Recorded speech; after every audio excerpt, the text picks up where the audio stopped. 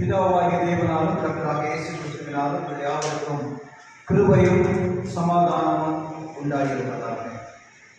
இதனாலே ஆண்டவருடைய செய்தியை கொடுக்கும்படியாக எனக்கு கொடுக்கப்பட்ட அழைப்புக்காக நான் தேவனுக்கு நன்றி உடையவனாக இருக்கிறேன். அவனமாகவே மதிப்பிற்குரிய உடல் ஊழியர் போதகர் இனிய நண்பர் சாமுவேல் ஐயர் அவர்களுக்கும் அவருடைய துணைவிய சகோதரி சுதார் அவர்களுக்கும் குறிப்பாக மெத்தடிஸ்ட் மென் ஐக்கியத்தினுடைய தலைவர்கள் யாவருக்கும் திருச்சபையின் செயலாளர் பொருளாளர் ஒவ்வொருவருக்கும் நான் நன்றி உடையவனாக இருக்கின்றேன். நேரடியாக செய்தித்தோட கடந்து செல்லலாம். இந்த நாளிலே நம்முடைய தியானிக்கும்படியாக நமக்கு கொடுக்கப்பட்டிருக்கிற தலைப்பானது பரிசு என்கின்ற ஒரு வார்த்தையை உள்ளடக்கிய ஒரு சொல். பரலோகத்திலிருந்து வந்த பரிசு அல்லது பரலோகத்தின் பரிசு, the gift from heaven அல்லது heavenly gift, இப்படிப்பட்ட வார்த்தைகளை நாம் அவர்களை பயன்படுத்த முடியும். குறிப்பாக 2 கொரிந்தியர் 8ஆம் அதிகாரம் 9ஆம் வசனத்தை வாசித்து நான் என் செய்தியை ஆரம்பிக்க வேண்டும் என்று விரும்புகின்றேன். நம்முடைய கர்த்தராகிய இயேசு கிறிஸ்துவின் கிருபையை அறிந்திருக்கிறீர்களே, அவர் ஐஸ்வர்யத்தில் இருந்தும் அவர் ஐஸ்வர்யம் உள்ளவராய் இருந்தும் நீங்கள் அவருடைய தரித்திரத்தினாலே ஐஸ்வர்யவான்களாகும்படிக்கு உங்கள் நிமித்தம் தரித்திரரானார். இந்த 2 பதங்களையும் நான் கவனத்தை செலுத்த வேண்டும் என்று விரும்புகின்றேன். முதலாவது பரிசு, அதற்கு பின்பகுதியில் நான் வருகின்றேன். அதற்கு முன்பதாக பரலோகத்தில் இருந்து அல்லது உன்னதத்தில் இருந்து மேலிருந்து வானத்தில் இருந்து இந்த யோவான் எழுதிய நற்செய்தி நூல் சற்று வித்தியாசமான நற்செய்தி நூல். அதை நம்முடைய சமநோக்கு சுவிசேஷமாக நாம் அதை கருதி கொள்ளக்கூடாது.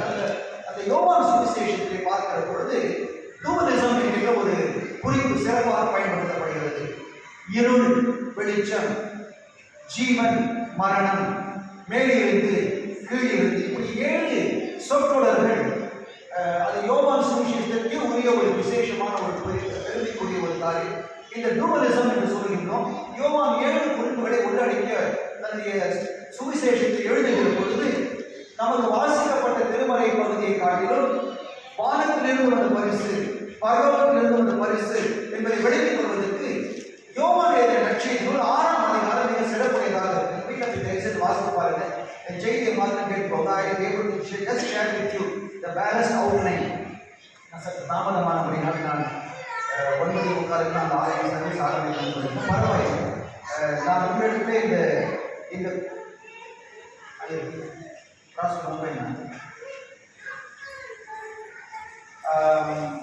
இந்த யோவான் எழுதிய நற்செய்தி 6ஆம் அதிகாரத்தோட நீங்கள் தயவுசெய்து நீங்கள் எனக்கு ஒரு வாக்கு கொடுக்கணும். வீட்டில் போய் இந்த வாசிப்பு பார்க்க அந்த செய்தி உங்களுக்கு விளக்கும். அப்பொழுது நான் 5000 பேருக்கு இயேசு உணவளித்து இருக்கிறேன். இந்த வாரத்தில் இருந்து என்கின்ற ஒரு வார்த்தை மிக சிறப்பு மிக்க ஒரு வார்த்தை. திடீரென்று புதிய ஏற்பாட்டிலே விதித்துவிட்ட ஒரு வார்த்தை அல்ல. இந்த பரலோகம் என்கின்ற வார்த்தை அல்லது வானத்திலிருந்து வந்த வார்த்தை என்கின்ற பதமானது பழைய ஏற்பாட்டிலே 1000க்கும் மேற்பட்ட இடங்களில் பயன்படுத்தப்படுகிறது. இது யூத மக்களுக்கு பழசு அல்ல, புதிதல்ல. வானத்திலிருந்து அவர்கள் வனாந்திரத்தின் வழியாக போகிற பொழுது வானத்திலிருந்து உணவு கொடுக்கப்பட்டது. There is a past history. வானத்திலிருந்து அற்புதங்கள் கொடுக்கப்பட்டது. வானத்திற்கு ஏறி போன சம்பவங்கள் இருக்கு. இந்த வானம் என்கிறது மேலிருந்து பரலோகம் என்பது யூத மக்களுக்கு புதிதான ஒரு காரியமானது. They have a tremendous past history. ஆகவே அவர் விளக்கக்கூடியதாக இருக்கிறது. ஆனால் யோவான் அந்த சுவிசேஷத்தை எழுதுகிற பொழுது 1ஆம் அதிகாரத்தில் ஒரு சிறப்பான அம்சம் உள்ளது. அது சொன்னதான் உங்களுக்கு ஹிஸ்டரி வேணும். சாத்தான் வேலைக்கு போய் பிலிப்பு சொல்றாரு 1ஆம் அதிகாரத்தில் போய் வாசிப்பார். One of the finest reflections in the New Testament. அந்த இயேசு சமையல பண்றது யோவானுடைய சீடர்கள் தனக்காக சேர்த்து கொண்டே வர்றாரு. நான்காம் வேலைக்கு போய் என்ன சொல்றாரு பிலிப்பு, அப்போ நாங்கள் ஒரு பெரிய அற்புதத்தை பார்த்தோம், மேசியாவை பார்த்தோம், நான் நினைக்கலாம் அப்படின்னு சொல்றாரு. உடனே 4ஆம் வேலை சொல்றாரு, என்னப்பா நாசரேத்திலிருந்து நல்லது நடக்குமாப்பா, நாசரேத்திலிருந்து தான் நல்லது நடக்கும் அப்படின்னு சொல்லி டாக்டர் க்ளோஸ் பண்ணி விட்டுறாரு. 4ஆம் பேர் இயேசுவோடக்கு வர பாரு ஏசாமி சொல்றாரு. ஒரு கிளைமேக்ஸ் தான் இந்த ஜான்ஸ் காஸ்பல் ஆரம்பிக்கிற ஒரு பெரிய கிளைமேக்ஸ் தான். கபடற்ற ஒழுக்கம் சொல்றாரு. உடனே 4ஆம் ஐயா நீங்க தான் தேவனுடைய குமாரன் கிறிஸ்துவா அப்படின்னு கேட்கிறாரு. உடனே சொல்றாரு, நான் வந்து உன்னை அத்தி மரத்தின் கீழே பார்த்தேன் அப்படின்னு சொல்றேன். உடனே நாத்தான் இருந்து இன்னும் பிரமிப்பாக உடனே ஒரு கன்ஃபெஷன் கொடுக்கிறார். நீங்க தான் பரத்திலிருந்து வானத்திலிருந்து இறங்கி வந்த கிறிஸ்துவா அப்படின்னு கேட்கிற பொழுது, நான் வந்து அத்தி மரத்தின் கீழே உன்னை பார்த்தேன்னு சொன்ன உடனே உங்களுக்கு ஒரு சர்ப்ரைஸ் ஆயிடுச்சு. நான் இன்னொன்று சொல்றேன், நீ அத்தி மரத்துக்கு கீழே நீ என்ன யோசித்தன்னு சொல்றேன். நாத்தான்வே வானத்திலிருந்து கீழும் கீழிருந்து மேலும் செல்லுகிறதை தேவகுமாரன் மகிமையை புறப்பட்டு வருவார். அப்பொழுது வானத்திற்கும் பூமியும் இணைக்கப்பட்டிருக்கிற காட்சியை நீ காண்பாய். ஏன்னா நாத்தான்வே அத்தி மரத்தின் கீழே நின்று கொண்டு என்ன யோசனைக்கிறார்னா, யாக்கோபின் தரிசனத்தை பற்றி யோசனைக்கிறார். கவலையா மேசியா எப்போ வருவாரு, வானமும் பூமியும் எப்பொழுது இணைக்கப்படும், எப்பொழுது கேப் ஃபில்அப் பண்ணுவாங்க, பண்ணணும் யாரும் ஃபில்அப் பண்ணுவாங்க அப்படின்னு நாத்தான்வே யாக்கோபின் தரிசனத்தை குறித்து எங்கேயோ யோசனை இருக்கிறார். நான் தான் வானத்தையும் பூமியும் இணைக்கப் போகிறோம். அது கிறிஸ்துவுக்குள்ளே மிகவும் பிரியமானவர்களே, யோவான் சுவிசேஷத்தை பிரமிப்பாக நீங்கள் வாசிக்கிற பொழுது இந்த வானத்திலிருந்து என்கின்ற பதம் சொற்றொடர் மறுபடியும் மறுபடியும் மறுபடியும் குறிப்பாக யோவான் நற்செய்தி நூல் 6ஆம் அதிகாரத்திலே நீங்கள் பார்க்கிற பொழுது 33ஆம் வசனத்திலிருந்து வீட்டில் போய் வாசிப்பார்கள் 51ஆம் வசனம் வரைக்கும் 7 முறை அந்த வார்த்தை பயன்படுத்தப்படுவதை பார்க்கிறோம். சரி, வானத்திலிருந்து வந்த பரிசு. ஆகவே வானத்திலிருந்து போஷிப்பதோ வானத்திலிருந்து கொடுப்பதோ பிதாவாகிய தேவனுக்கு பிரச்சனை அல்ல. வானத்திலிருந்து வருவது விசேஷமானது. வானத்திலிருந்து வருவது, பரத்திலிருந்து வருவது, தூதர்கள் பரத்திலிருந்து நான் வந்திருக்கிறேன், பரத்திலேயே இருந்து வந்திருக்கிறேன். யாருக்கும் பிரச்சனை கிடையாது. ஈஸியாக வெளியிடப்படக்கூடிய ஒரு சொல். அது இயேசு கிறிஸ்து யோவான் நற்செய்தி நூல் 6ஆம் அதிகாரத்திலே நான் தான் பரத்திலிருந்து வந்த பரிசு என்பதை நிச்சயப்படுத்துகிற ஒரு சம்பவத்தை 6 குறிப்புகளை முன்பதாக வைக்கிறேன். நீங்கள் அதை பரிசீலனை செய்ய வேண்டும் என்று நீங்கள் அன்போடு கூட கேட்டுக்கொள்கிறேன். யோவான் எழுதின நற்செய்தி நூல் 6ஆம் அதிகாரம் 33ஆம் வசனத்திலே ஒரு முறை, 38ஆம் வசனத்திலே ஒரு முறை, 41ஆம் வசனம், 42ஆம் வசனம், 50ஆம் வசனம், 51ஆம் வசனத்திலே நீங்கள் பார்க்கிற பொழுது வானத்திலிருந்து மேலிருந்து என்கின்ற வார்த்தை மறுபடியும் மறுபடியும் பயன்படுத்தப்படுவதை நீங்கள் பார்க்க முடிய 30ஆம் வசனம் பாருங்கள். வானத்திலிருந்து அவளுக்கு அப்பத்தை புசிக்க கொடுத்தார். 32 பாருங்கள். வானத்திலிருந்து வந்த அப்பத்தை. கிறிஸ்துவுக்குள்ளே மிகவும் பிரியமான இந்த காலையில் நம்முடைய செய்தியினுடைய தலைப்பாணியம் ஒன்று சொல்லிட்டேன். அப்ப அந்த டாபிக் சொல்லி உருட்டி வேறு பேசிட்டாங்க. பசங்க பண்ண தெரியாது அப்படின்னு நினைக்கிறாங்க. தெரியும். இக்கருத்தாக இயேசு கிறிஸ்து உங்களுக்கு முன்பதாக நான் வைக்கிறேன் 6 குறிப்புகளை நீங்கள் பரிசீலனை செய்து கொள்ளுங்கள். அநேக பரிசுகளை வானத்திலிருந்து கொடுத்து கொண்டிருந்த பிதா நினைத்தார்கள், என்னுடைய வருகைக்காக உலகம் ஆயுதப்பட வேண்டும் என்று சொன்னால் இந்த பாவம் என்கின்ற ஒன்று இது துண்டிக்கப்பட்ட யாக்கோபின் கனவு நிறைவேற வேண்டும் என்று சொன்னால் வானத்திலிருந்து ஒருவர், பரத்திலிருந்து ஒருவர் கீழே இறங்கி வந்து இங்கு இருக்கிறவர்களை அங்கு கொண்டு சென்றால் தான் அது சாத்தியமாகிறது. இங்க இருக்கிறவங்க யாரும் வர முடியாது. நாத்தான்களுடைய தரிசனமே அதுதான். என்ன எப்படி இங்க இருக்கிறவங்க எப்படி அங்க போக முடியும், பிதாவோடு எப்படி தொடர்புடையவாக இருக்க முடியும் என்று யாக்கோபின் கனவை காண்டிருந்த நாத்தான்களுக்கு இயேசு சொன்னது என்னமா, மனுஷகுமாரன் மகிமையோடு புறப்பட்டு வருவதை நீங்க பார்ப்பீங்க. வானமும் பூமியும் இணைக்கப்படுகிற நாட்கள் மிக நெருக்கமாக இருக்கிறது சொல்லிவிட்டு 6ஆம் அதிகாரத்தை நிச்சயப்படுத்திருக்கிறார். 6 குறிப்புகள் உங்கள் மனதில் வைத்துக் கொள்ள வேண்டும் என்று விரும்புகின்றேன். இந்த வானத்திலிருந்து வந்தது பிதாவாகிய தேவன் அனுப்புகிறவராக இருக்கிறார். வானத்திலிருந்து அவர் அனுப்பினால் ஒழிய நாம் பெற்றுக்கொள்ள முடியாது. அனுப்புவதற்கு பிதாவுக்கு பரிசை கொடுப்பது மிகவும் எளிதாக இருக்கிறது. அவருக்கு மிகவும் மகிழ்ச்சியாக இருக்கிறது. வானத்திலிருந்து அவர் அனுப்பவில்லை என்று சொன்னால், வானத்திலிருந்து அவர் கொடுக்கவில்லை என்று சொன்னால் பூலோகத்திற்கு கைகளை பிடிக்க முடியாது. You will never be able to grab from the hands of God in heaven until and unless He decides to give it to you joyfully. ஆகவே முதலாவது குறிப்பு என்னவென்று சொன்னால், கர்த்தராகிய இயேசு கிறிஸ்துவினுடைய வாழ்க்கையை நாம் பார்க்கிற பொழுது இந்த பரிசு தானாக மனம் உவந்து வந்த பரிசு. This gift entered the world willingly. அதைத்தான் மீகா 5ஆம் அதிகாரம் 2ஆம் வசனத்தில் பார்க்கிறோம். எப்பிராத்தா மிகவும் சிறிய பட்டணமாக இருந்தாலும் யூதாவை ஆளுகிறவர் அங்கிருந்து புறப்பட்டு வருவார். ஏசாயா 6ஆம் அதிகாரத்திலே சிங்காசனத்தில் தேவன் வீற்றிருக்கிற பொழுது, வஸ்திர தொங்கலாலே ஆலை நிறைந்திருக்கிற பொழுது, அங்கிருக்கிற கேருபீன்களும் சேராம் என்றும் பரிசுத்தர் என்று சொல்லுகிற பொழுது, இப்படிப்பட்டவர் நம்மின் மத்தியில் இறங்கி வருவார். முதலாவது இந்த பரலோகத்தில் வந்த பரிசு தானாக வில்லிங்காக மனம் உணர்ந்து வந்த ஒரு பரிசு, யாரும் கட்டாயப்படுத்தி அனுப்பவில்லை. ஆகவேதான் பிலிப்பியருக்கு பவுல் எழுதின நிருபம் 2ஆம் அதிகாரம் 5 முதல் 11 வசனங்கள் ஒரு ஸ்பெஷல் பேசேஜை நம்ம சொல்லுவோம். கெனோசிஸ் என்கின்ற ஒரு கான்செப்ட் அங்கே கொண்டு வராங்க. இறையியல் வல்லுநர்கள் கெனோசிஸ் என்கின்ற ஒரு கான்செப்டை கொண்டு வராங்க. என்னன்னா செல்ஃப் எம்ப்டியிங் காட் அப்படின்னு சொல்றாங்க. மகிமை மேல் இருப்பது மகிமையில் இருக்கிறது. The one in heaven is filled with glory. The one on earth is filled in sin. பூமியில் இருப்பது பாவத்தால் நிறைந்திருக்கிறது, பரலோகத்தில் இருப்பது மகிமையால் நிறைந்திருக்கிறது.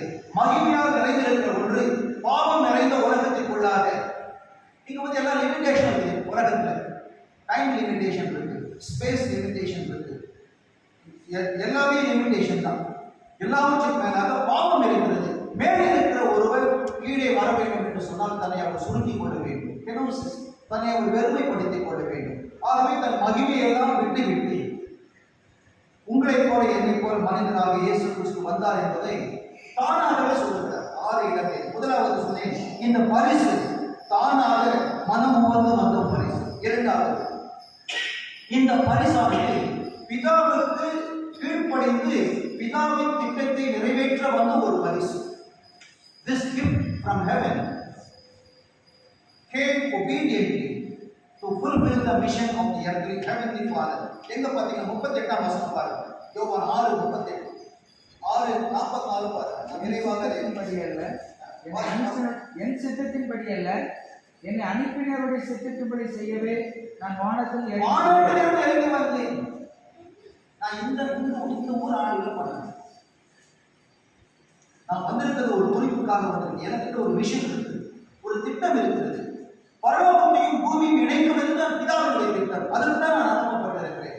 அதே போலவே நீங்கள் பார்க்கிற பொழுது 44ஆம் வசனத்தை நீங்க வாசிக்கலாம்.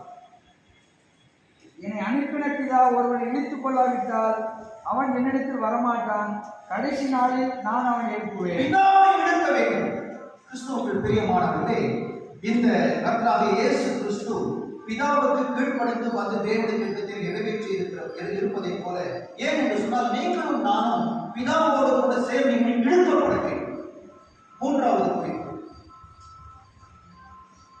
குறிப்பு யோவான் சுவிசேஷம் 1ஆம் அதிகாரம் 14ஆம் வசனத்தை நாம் பார்க்க வேண்டும்.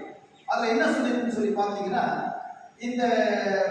இந்த யோவான் சுவிசேஷத்துல மையமாக இருக்கின்ற தேவனுடைய வார்த்தை அதுதான். யோவான் 1:14 யாராவது வாசிங்க. அந்த வார்த்தை இது வரைக்கும் அந்த வார்த்தையாக கேட்டுட்டு தான் இருக்கிறாங்க. அந்த வார்த்தை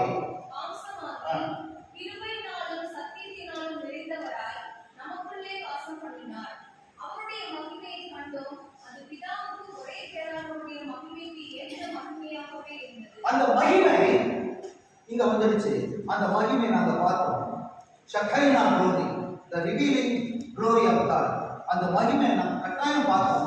அந்த இருக்கிற பிதாவுடைய மகிமையும் இங்க இருக்கிற பரிசின் மகிமையும் ஒன்று. நான்காவது குறிப்பை நீங்கள் பார்க்கிற பொழுது, இந்த பரிசின் மூலமாக என்ன நிகழ வேண்டும்? What would happen because of the gift? பிதாவானவர் பகிர்ந்து கொண்ட, தானாக மனமும் வந்த, கீழ்ப்படிந்து வந்த, பிதாவின் திட்டத்தை நிறைவேற்றும் பரலோகத்தில் அனுப்பப்பட்ட பரிசினாலே பரிசு எனக்கு என்ன செய்கிறது? What happens to me? முதலாவது, இந்த பரிசினாலே நான் ஜீவனை பெற்றுக் கொள்கிறேன். யோவான் சுவிசேஷம் 6ஆம் அதிகாரம் 33ஆம் வசனம். யோவான் சுவிசேஷம் 6ஆம் அதிகாரம் 33ஆம் வசனம். வானத்திலிருந்து இறங்கி உலகத்துக்கு ஜீவனை கொடுக்கிற அப்பமே தேவன் அவருடைய ஜீவன். இந்த ஜீவன், பரிபூர்ண ஜீவன், இந்த 2 பதங்களும் யோவான் சுவிசேஷத்தில் ரொம்ப ஸ்பெஷலாக பயன்படுத்தப்படுகிறார். நம்ம எல்லாருக்கும் ஜீவன் இருக்கு. We all have that bios. கிரேக்க பதம் வந்து பியாஸ், பயாலஜி, பயோஸ்டாட்டிஸ்டிக்ஸ் என்கின்ற பயன்படுத்துகிற பதங்கள். We all have life. எல்லாருக்கும் லைஃப் இருக்கு, பியாஸ். ஆனா இந்த பியாஸோட கூட யோவான் நிறுத்தி விடுகிறது. We all have life. ஆனால் we must have eternal life. இந்த ஜீவன் உயிரோடு, physically we are all alive. நாம் எல்லாரும் சரீர பிரகாரமாக உயிரோடு இருக்கிறோம். யோவான் சொல்கிறார், இந்த சரீர பிரகாரமாக உயிரோடு இருப்பது அப்கிரேட் செய்யப்பட வேண்டும். அப்கிரேட் செய்யப்பட வேண்டும்.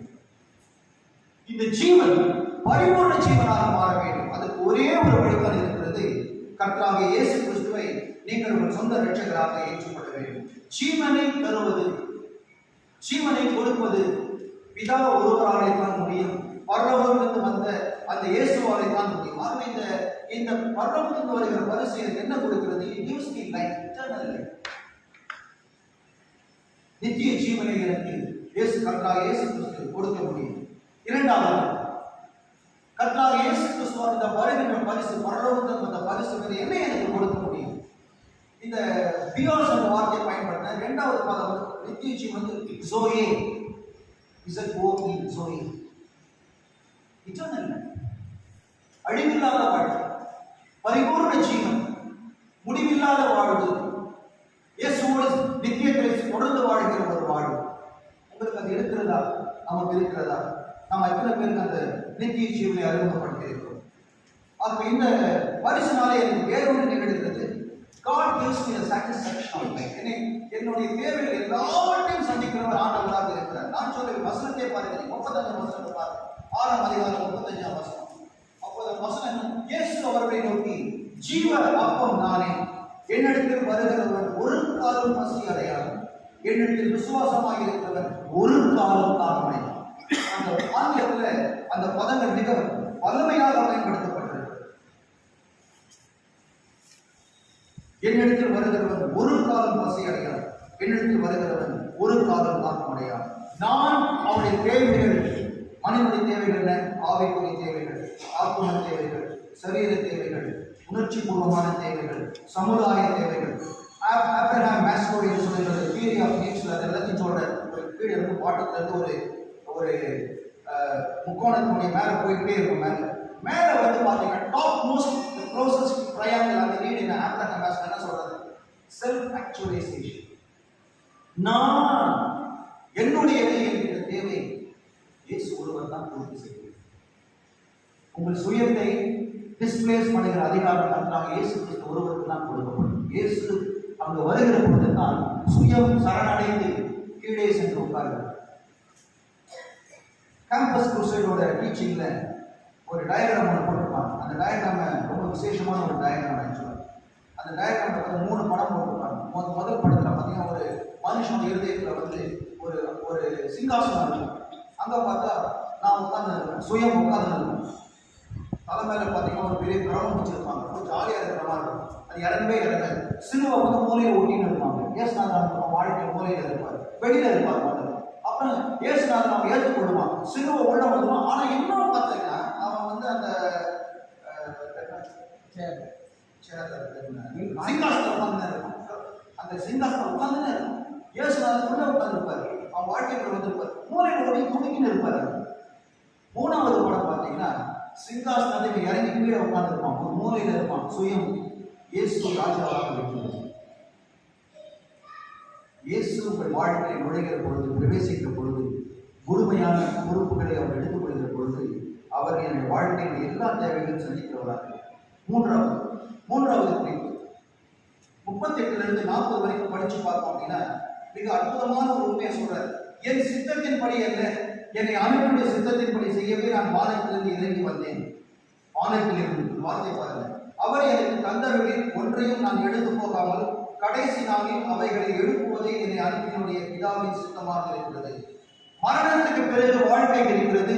என்னை உயிர்த்தெழ செய்யக்கூடிய அதிகாரம் இந்த பரிசுக்கு தான் இருக்கிறது. வானத்திலிருந்து வந்த பரிசாக இயேசு ஒருவர் தான் என்னை உயிரோடு எழுப்ப முடியும், ஜீவனை தர முடியும், என் வாழ்க்கை முழு தேவைகளை எனக்கு தர முடியும். மூன்றாவது, ஜீவனை எனக்கு தர முடியும். He can rise me up on the day of his coming back. 47-50 கடைசி குறிப்பு. 47-50 பார்த்தீங்கன்னா, அவர் என்னை போல மறிக்கிறவர்களுக்கு இந்த பரிசாக இயேசு கிறிஸ்து ஒருவர் தான் மற்றவருடைய தேவைகளை சந்திக்கிற வாசிக்கிற நேரமானதுனாலே 47-50 வரைக்கும் நீங்க படிச்சு பார்த்தீங்கன்னா, என்னிடத்தில் விசுவாசமாக இருக்கிறவனுக்கு நித்திய ஜீவன் உண்டு என்று மெய்யாகவே மெய்யாகவே உங்களுக்கு நீங்க போய் சொல்லுங்கப்பா. என்னிடத்துல நீ எப்படி விசுவாசம் வச்சியோ அந்த மாதிரி யாரும் விசுவாசம் வச்சாங்கன்னா நித்திய ஜீவன் நான் கொடுப்பேன் போய் சொல்லு. இந்த காலை வேளையிலே உங்களோடு கூட ஆண்டவருடைய செய்தியை பகிர்ந்து கொள்ள தேவன் எனக்கு கொடுத்த வாய்ப்புக்காக நான் தேவனுக்கு நன்றி சொல்கின்றேன். கடைசியான குறிப்பு என்னவென்று சொன்னால் to give his flesh for the life of the world. நான் மரிக்க போகிறேன். இந்த பரிசு மனமோத மரிக்க வேண்டிய ஒரு பரிசு. எங்கே பார்க்கிறோம் என்று சொன்னால் 51ஆம் வசனத்தை பார்க்கிறோம். 51ஆம் வசனம், நானே வானத்திலிருந்து இறங்கின ஜீவ அப்பம், இந்த அப்பத்தை புசிக்கிறவன் என்றென்றைக்கும் பிழைப்பான். நான் கொடுக்கும் அப்பம் உலகத்தின் ஜீவனுக்காக நான் கொடுக்கும் என் மாமிசமே என்றார். தன்னுடைய மரணத்தை குறித்து இயேசு பேசுகிறார். ஆகவே இந்த பரலோகத்தில் வந்துகிற பரிசு என்ன என்று சொல்லிவிட்டு, இந்த பரிசு ஏன் கொடுக்கப்பட்டது, யார் அனுப்பினது என்று சொல்லிவிட்டேன். இந்த பரிசு எப்படிப்பட்ட விசேஷமான பரிசு, முன்னாகவே தீர்க்கர்களால் 700 வருடங்களுக்கு முன்பதாக சொல்லப்பட்ட பரிசு என்று சொல்லிவிட்டேன். இந்த பரிசு வருகிற பொழுது அவனை நான் பெற்றுக்கொள்கிற 6 நன்மைகள் கூட பகிர்ந்திருக்கிறேன். கர்த்தராகிய இயேசு கிறிஸ்துவை உங்களுக்கு இந்த பரிசாக இயேசு கிறிஸ்து குறித்து நம்ம ஆழமாக அறிந்து தோமல் சொல்லிட்டு வாசிப்பார். இதை குறித்து நான் ஆழமாக யோசிங்க, தியானம் பண்ணுங்க. கர்த்தர் தாமே உங்களுக்கு ஜீவனையும் உங்களுக்குரிய இதே இந்த நம்பிக்கைக்குரிய 6 காரியங்களை உங்கள் ஒவ்வொருவருக்கும் கட்டாயமாக தந்து நீங்கள் ரட்சிப்பு நிச்சயத்தை பெற்றிருக்கவும் பிறருக்கு ஜீவனை கொடுத்த இயேசு அறிமுகப்படுத்தவும் அவர் தாமே உங்களுக்கு கிருபையை தருவாராக.